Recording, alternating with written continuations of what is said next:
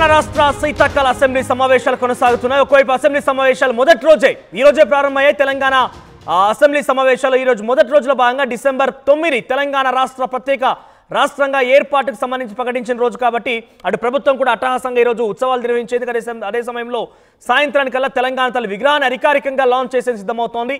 అయితే ఉదయాన్నే అసెంబ్లీ సమావేశాలు ప్రారంభమైనటువంటి ఆ మొదటి సెగ్మెంట్ లోనే పెద్ద ఎత్తున బీఆర్ఎస్ పార్టీ శ్రేణులు అక్కడికి రావడం, అదానీ రేవంత్ ఏకే అనే నినాదంతో అదానీ రేవంత్ బాయ్ బాయ్ నినాదంతో అక్కడ రావడం జరిగింది. టీషర్ట్ ధరించారు.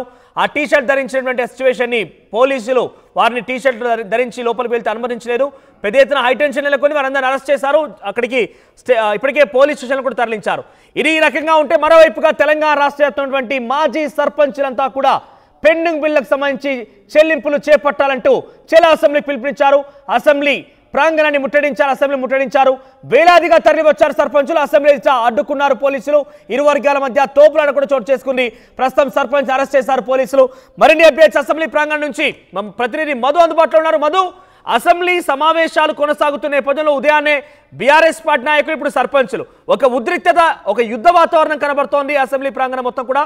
ప్రజెంట్ సర్పంచులకు సంబంధించి ఏం జరుగుతోంది, ఎటువంటి చర్చలు కొనసాగుతున్నాయి అంటే ఆల్రెడీ డిమాండ్లకు సంబంధించి పరిష్కారం చేయాలని చెప్పి గతంలో అనేక మార్లు నిరసన వ్యక్తం చేసినప్పటికీ అటు మంత్రివర్గంలో ఉన్నటువంటి కీలకమైన వ్యక్తులు కానివ్వండి, ముఖ్యమంత్రి కూడా స్పందించారు. తాజాగా మరోసారి అసెంబ్లీ ముట్టడి కార్యక్రమం ఎలా జరుగుతోంది, ప్రజెంట్ అక్కడ సిచ్యువేషన్ ఏంటి? నిజంగానే అసెంబ్లీ మొదటి రోజే కాస్త ఉద్రిక్త పరిస్థితులు నెలకొన్నాయి అసెంబ్లీ పరిసర ప్రాంగాల్లో. ఒకవైపు బీఆర్ఎస్, ఒకవైపు బీజేపీ, మరోవైపు ఇటు మాజీ సర్పంచ్లకు సంబంధించినటువంటి జేఏసీ పిలుపు మేరకు అసెంబ్లీ ముట్టడి కార్యక్రమానికి పిలుపునిచ్చారు. మనం గతంలోనే చూసాము, 2 రోజుల క్రితమే పిలుపునిచ్చారు. నిన్ననే ఎవరెవరు ఎక్కడున్నారు అనేటువంటిది పోలీసులు ఐడెంటిఫై చేశారు. దాదాపు ఎక్కువ శాతం మందిని పోలీసులు హౌస్ అరెస్ట్ చేశారు, అదుపులోకి తీసుకున్నారు, స్థానికంగా ఉన్నటువంటి పోలీస్ స్టేషన్లకు తరలించారు. అయినా పోలీసుల నిఘా నుంచి తప్పించుకున్నటువంటి మాజీ సర్పంచ్లు మొత్తానికి అసెంబ్లీ ప్రాంగణానికి చేరుకున్నారు. గేటు వరకు వచ్చారు, అక్కడ ఆందోళన చేశారు. వారి డిమాండ్స్, గతంలో ఉన్నటువంటి పెండింగ్ బిల్లులు 2019వ సంవత్సరం నుంచి 2024 వరకు రావాల్సినటువంటి పెండింగ్ బిల్లులను వెంటనే చెల్లించాలి అనేటువంటి డిమాండ్ చేస్తూ ఉన్నారు. మనం చూసాం, గతంలోనే అనేక మంది సొంత ఆస్తులను కుదువబెట్టి గ్రామంలో ఉన్నటువంటి కొన్ని పనులను డెవలప్మెంట్ చేయడానికి ఖర్చు పెట్టుకున్నామని చెప్తా ఉన్నారు. ఇప్పటికే చాలామంది మా సర్పంచ్లుగా పనిచేసినటువంటి వారు ఆత్మహత్య చేసుకున్నారు.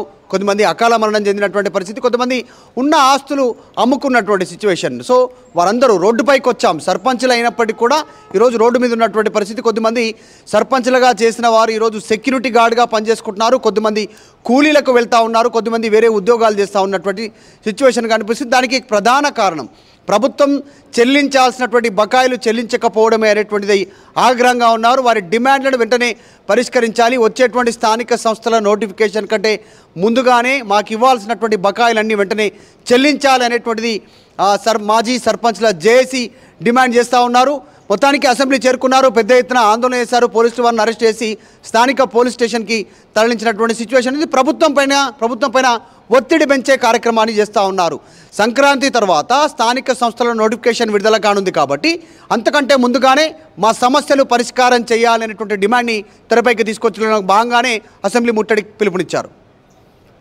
సో ప్రజెంట్ అసెంబ్లీ ప్రాంగణం మొత్తం కూడా పోలీసులకు సంబంధించి పెద్ద ఎత్తున పహారా కొనసాగింది. ఎందుకంటే ఒకవైపు సర్పంచ్లకు సంబంధించి నిరసన వ్యక్తం చేయడం, ఉదయాన్నే బీఆర్ఎస్ పార్టీకి సంబంధించి ఆందోళన వ్యక్తం చేయడం, ఒకవైపుగా 2 రోజుల క్రితమే మావోయిస్టులు తెలంగాణ రాష్ట్ర బంద్ కూడా పిలుపునిచ్చారు. ఇటువంటి సిచ్యువేషన్లో అసెంబ్లీ సమావేశాలు కొనసాగుతున్నాయి. సో కాంగ్రెస్ పార్టీ ఎటువంటి నిర్ణయం తీసుకునే అవకాశం ఉంది? సర్పంచ్లకు సంబంధించిన విషయంలో కావచ్చు, లేదంటే తెలంగాణ తల్లి విగ్రహావిష్కరణ విషయంలో బీఆర్ఎస్ పార్టీ చేసేటువంటి రాద్ధాంతం కావచ్చు, ఇవన్నీ ఎలా తీసుకునే అవకాశం ఉంది? ఈరోజు ఇంకా ఎటువంటి చర్చలు కొనసాగే అవకాశం, ముఖ్యంగా ప్రభుత్వ పరంగా ఎటువంటి నిర్ణయాలు తీసుకోబోతున్నారు? అసెంబ్లీ పరిసర ప్రాంగణంలో మొత్తం కొన్ని కిలోమీటర్ల వరకు, దాదాపు 4 నుంచి 5 కిలోమీటర్ల పరిధి వరకు 144 సెక్షన్ ఉంది. అసెంబ్లీగా చుట్టుపక్కల ప్రాంతాలకైతే గుమిగూడడానికి వీల్లేదు, ధర్నా చేయడానికి అనుమతులు లేవు. గుంపులుగా వస్తే పోలీసులు వెంటనే అరెస్ట్ చేయడానికి పెద్ద ఎత్తున బారికేడ్స్, పోలీసు బలగాలు సిద్ధంగా ఉన్నాయి. దాంతోపాటు ఈరోజు నిజంగానే అసెంబ్లీ వాయిదా పడిన తర్వాత ఈరోజు తెలంగాణ తల్లి కాంగ్రెస్ కొత్త విగ్రహాన్ని ఆవిష్కరణ చేయనుంది. సెక్రటరియట్లో భాగంగా 16 ఫీట్లకి సంబంధించినటువంటి విగ్రహాన్ని అక్కడ భారీ ఎత్తున భద్రతా ఏర్పాట్లు చేశారు. ప్రోటోకాల్ ప్రకారంగా ఈరోజు ఉన్నటువంటి ప్రభుత్వంలో కీలకమైన వ్యక్తులంతా ఈరోజు సాయంత్రం అక్కడికి చేరుకోనున్నారు. భారీ ఎత్తున బాణసంచా కార్యక్రమాలు, ప్రజలను 1,00,000 మంది మహిళలను అక్కడికి తీసుకెళ్లాలనే ఆలోచన చేస్తూ ఉంది అధికార పార్టీ. కాబట్టి భారీ భద్రత ఉంది. సెక్రటేరియట్ నుంచి అసెంబ్లీ ప్రాంగణం వరకు, అసెంబ్లీ ప్రాంగణం నుంచి ఖైరతాబాద్ వరకు, ఖైరతాబాద్ నుంచి హిమాయత్ వరకు, అటు నుంచి ట్యాంక్ బండ్, ఈ పరిసర ప్రాంతాలన్నీ కూడా పోలీసు నిర్బంధంలో ఉండే అవకాశం ఉంది. ఇప్పటికే ట్రాఫిక్ డైవర్షన్ చేశారు. ఒకవైపు మాజీ సర్పంచ్లకు సంబంధించినటువంటి పిలుపు, నిజంగానే మావోయిస్టుల పిలుపు, బంద్కు పిలుపునిచ్చినటువంటి పరిస్థితి. బీఆర్ఎస్ కార్యాచరణ సిద్ధం చేస్తూ ఉన్నారు. దీనికి పోటీగా, విగ్రహానికి పోటీగా మళ్ళీ తెలంగాణ తల్లి పాత విగ్రహ నమూనానే మేడ్చల్లో ఎమ్మెల్సీ షంబీపూర్ రాజు ఆధ్వర్యంలో పెద్ద విగ్రహాన్ని అక్కడ ఓపెన్ చేస్తూ ఉన్నారు. బీఆర్ఎస్ అంతా అక్కడ షెడ్యూల్ ఫిక్స్ చేస్తూ ఉంది. సో ఎలాంటి అవాంఛనీయ సంఘటనలు జరగకుండా భారీగా పోలీసు భద్రత ఏర్పాటైతే ఉన్నాయి. కానీ అయినప్పటికీ కూడా ఇంత పోలీసు నిర్బంధం ఉన్నా, ఇంత పెద్ద పోలీసు బలగాలు ఉన్నప్పటికీ కూడా మాజీ సర్పంచులు అసెంబ్లీ గేటును తాకే ప్రయత్నం చేశారు. అసెంబ్లీ ప్రాంగణంలోకి ఎంట్రీ అయ్యారు. 144 సెక్షన్ ఉన్నప్పటికీ కూడా. సో చూడాలి ఏం జరుగుతుందో. ఇంకా రానున్నటువంటి రోజుల్లో, ఈరోజు మొదటి రోజు అసెంబ్లీ, రానున్న రోజుల్లో అసెంబ్లీ నిర్వహణ సమయంలో మరిన్ని ఆందోళనలు ఉండే అవకాశం ఉంది. రైట్ మధు. సో మొత్తం మీద తెలంగాణ రాష్ట్ర శీతాకాల అసెంబ్లీ సమావేశాలకు సంబంధించి మొదటి రోజే ఒక హై టెన్షన్ నెలకొంది. అసెంబ్లీ ప్రాంగణం చుట్టుముట్టు సుమారుగా 4-5 కిలోమీటర్ల వరకు కూడా 144 సెక్షన్ అమల్లో అయితే ఉంది. ఉదయం నుంచి కూడా బీఆర్ఎస్ పార్టీ శ్రేణులు పెద్ద ఎత్తున అక్కడ చేరుకున్నారు. తమ ఒంటి పైన వేసుకున్న టీ షర్ట్ పైన రేవంత్ అదానీ బాయ్ బాయ్ అనే ఒక స్టిక్కర్ని అంటించుకున్నారు. ఈ నేపథ్యంలో అసెంబ్లీ ప్రాంగణం లోపలికి వెళ్లేందుకు పోలీసులు నిరాకరించారు. ఈ నేపథ్యంలో ఒకసారిగా ఉద్రిక్తత చోటు చేసుకుంది. వారంతా అక్కడ ఒక రకంగా నిరసన వ్యక్తం చేయడంతో వారందరూ అరెస్ట్ చేసి స్టేషన్ తరలించారు. మరలా మరొక ముందే మరోవైపుగా మాజీ సర్పంచ్ ఎక్కడి నుంచి వచ్చారేమో కానీ ఉన్న పలంగా సడన్ గా వచ్చి అసెంబ్లీ గేటును తాకారు. అసెంబ్లీలోకి వెళ్లేందుకు ప్రయత్నం చేశారు. తమ పెండింగ్ ఉన్నటువంటి బిల్లుని చెల్లించే వరకు కూడా ఈ ధర్నా నిరసన వ్యక్తం చేస్తూనే ఉంటామని చెప్పడం జరిగింది.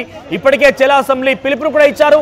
అయితే ముందస్తుగానే వారిని హౌస్ అరెస్ట్ చేయడం, ఎక్కడెక్కడ నిర్వహించే ప్రయత్నం చేసినప్పటికీ హైదరాబాద్ రాజధానికి చేరుకుని అసెంబ్లీ ప్రాంగణానికి వద్దకు చేరుకున్నారంటే ఇంతటి హై టెన్షన్ వాతావరణం, ఇంతటి భారీ పోలీస్ బందోబస్తు మధ్య మాజీ సర్పంచ్ అక్కడికి చేరుకొని అసెంబ్లీ గేట్ తాకడంతో మరోసారి హైలైట్ నెలకొంది. అసెంబ్లీ ప్రాంగణంలో మరోసారి ఉద్రిక్తత వాతావరణం నెలకొన్న నేపథ్యంలోనే సర్పంచ్ అందరినీ అరెస్ట్ చేశారు. పోలీసు వారందరూ కూడా ఆ స్టేషన్ తరలించే ప్రయత్నం చేశారు. ఒకవైపు అసెంబ్లీ సమావేశాలు, సాయంత్రం తెలంగాణ తల్లి విగ్రహావిష్కరణ, మరోవైపుగా బీఆర్ఎస్ పార్టీకి సంబంధించినటువంటి ఉద్రిక్తత వాతావరణం, మాజీ సర్పంచ్ నిరసన, మావోయిస్టుల బంద్, ఒక హై టెన్షన్ వాతావరణం నెలకొని తెలంగాణ రాష్ట్ర వ్యాప్తంగా ఒక ఉత్కంఠ వాతావరణం నెలకొంది. మరి ఇటువంటి వాతావరణం మధ్య ప్రభుత్వం ఇంకా ఎటువంటి నిర్ణయాలు తీసుకోబోతోంది, ఎటువంటి పోలీస్ భద్రత ఏర్పాటు చేయబోతుందో మాత్రం చూడాలి.